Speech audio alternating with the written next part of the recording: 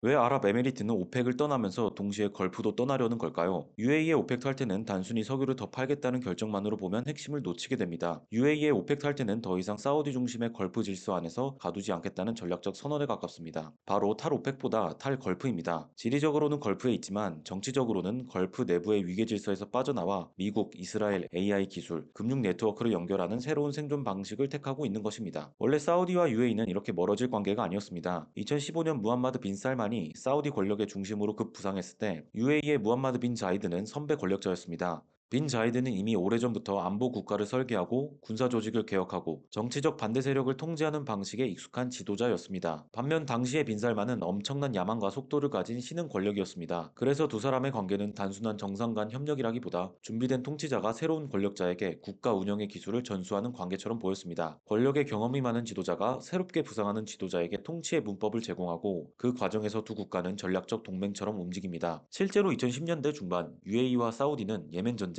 반이란 전선, 무슬림 형제단 견제에서 거의 같은 방향성을 가졌습니다. 두 나라 모두 종교 정치 세력이 국가 내부 질서를 흔드는 것을 견제하려 했고 이란의 영내 영향력 확대를 안보 위협으로 해석했습니다. 그런데 이 관계는 시간이 지나면서 성격이 바뀝니다. 처음에는 멘토와 후계자처럼 보였던 관계도 후계자가 자신의 권력을 완전히 장악하면 경쟁 관계로 변할 수 있습니다. 빈 살만이 사우디의 실질적 통치자로 안착한 뒤 사우디는 더 이상 UAE의 조언을 필요로 하는 국가가 아니었습니다. 오히려 사우디는 자신이 걸프의 중심이어야 한다고 보기 시작했습니다. 이때부터 두 나라는 서로 다른 미래를 설계하기 시작합니다. 이 차이는 경제 공간에서 먼저 드러났습니다. 두바이는 이미 수십 년 동안 중동의 비즈니스 허브였습니다. 국제기업, 금융기관, 물류기업, 항공 네트워크가 두바이를 통해 움직였습니다. 반면 사우디는 비전 2030을 통해 리야드를 새로운 지역 중심지로 만들려 했습니다. 여기서 충돌이 생깁니다. 사우디가 해외 기업들에게 중동 지역 본부를 리야드로 옮기라고 압박한 것은 단순한 행정정책이 아닙니다. 이것은 공간 권력의 재편입니다. 어느 도시가 기업의 의사결정 중심이 되느냐가 곧 지역 질서의 중심을 결정하기 때문입니다. UAE 입장에선 이건 상당히 민감한 문제였습니다. 두바이의 힘은 석유가 아니라 연결성에서 나옵니다. 항공, 항만, 금융, 관광, 부동산, 자유무역지대가 서로 맞물려 움직입니다. 이런 국가는 중개국가 또는 네트워크 국가로 설명할 수 있습니다. 자체 시장의 크기보다 다른 지역과 다른 지역을 연결하는 능력으로 영향력을 만드는 국가입니다. 그런데 사우디가 이 연결망의 중심을 리야드로 가져가려 한다면 UAE의 핵심 경쟁력을 직접 겨냥하는 셈이 됩니다. 여기에 지정학적 차이도 더해졌습니다. UAE는 이란과 사우디라는 두 거대한 힘 사이에 끼어 있는 연방 국가입니다. 그래서 UAE 내 토후국 사이에서도 역할 분담이 있었습니다. 아부다비는 안보와 석유, 군사 전략을 담당하며 반이란 노선을 강하게 유지했고 두바이는 정치와 거리를 두면서 이란과의 상업적 연결을 어느 정도 유지했습니다. 이것은 국가가 생존하기 위해 위험을 분산하는 방식입니다. 한쪽에 완전히 붙지 않으면서 여러 방향으로 생존 통로를 열어두는 방식입니다. 하지만 빈 자이드의 UAE는 단순히 끼인 국가로 남기를 원하지 않았습니다. 작은 국가라고 해서 반드시 수동적으로 움직이는 것은 아닙니다. 오히려 작은 국가는 군사력보다 속도, 정보, 자본,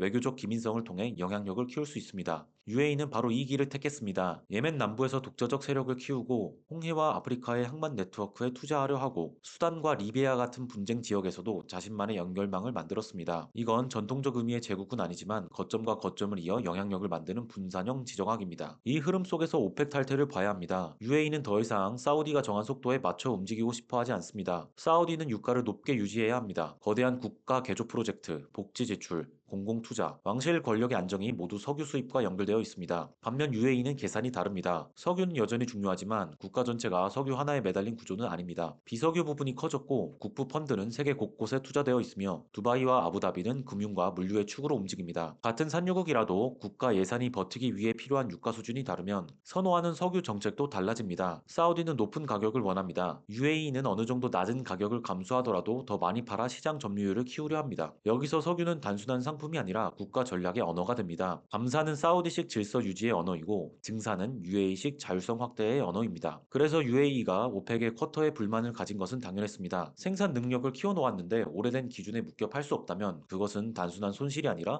주권의 제약으로 느껴집니다. 어떤 국제기구에 속해 얻는 이익보다 그 기구가 국가의 전략을 제한하는 비용이 커지는 순간 국가는 이탈을 생각하기 시작합니다. UAE에게 오펙은 한때 가격 안정의 장치였지만 이제는 성장 전략의 브레이크가 된 것입니다. 하지만 하지만 이번 결정을 완성시킨 것은 안보 경험이었습니다. 미국 이란 전쟁은 UAE에게 걸프 공동 안보의 한계를 적나라하게 보여줬습니다. 같은 위협을 마주했지만 같은 방식으로 대응하지 않았습니다. 사우디는 신중했습니다. 직접 군사 개입보다 외교적 공간을 남겨두려 했습니다. UAE는 훨씬 더 직접적인 위협을 체감했습니다. 미사일과 드론이 날라오고 산업시설이 타격을 입고 호르무즈 해협이 막히는 상황에서 아부다비가 본 것은 추상적인 연대가 아니라 실제 방어 능력이었습니다. 여기서 중요한 개념이 안보 보장의 신뢰성입니다. 동맹은 조약 문구로만 유지되지 않습니다. 위기가 닥쳤을 때 누가 실제로 움직였는지가 동맹의 가치를 결정합니다. UAE가 전쟁 중 확인한 것은 사우디의 침묵과 미국의 군사 자산, 그리고 이스라엘의 방어 기술이었습니다. 이스라엘이 아이언돔 체계와 운용 인력을 UAE에 보냈다는 사실은 상징성이 매우 큽니다. 아브라함 협정이 단순한 외교 정상화가 아니라 실제 안보 네트워크로 전환되고 있다는 신호였기 때문입니다. 이 장면에서 UAE의 전략은 더 선명해집니다.